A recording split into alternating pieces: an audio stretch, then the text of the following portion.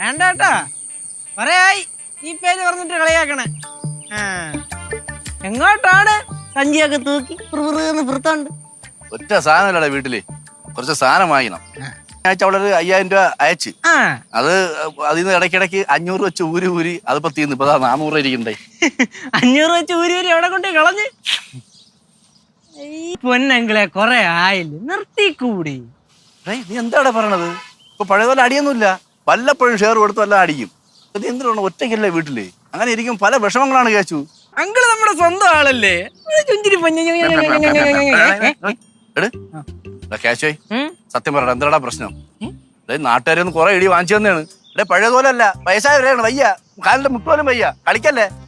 വയസ്സായെങ്കിലും നീ മറ്റേ കക്ഷി ഓർമ്മ പറഞ്ഞു, നിന്റെ അച്ഛനെ. ഇതിനെക്കാളും മിടുക്കണമെന്നല്ല വൈ, ഇത്രയും സോപ്പിടാൻ പറ്റില്ല അവന്. നീ മിടുമിടുക്കനാണ്, സോപ്പിടാൻ കാലായി. അങ്കിളുടെ ഒരു കാര്യം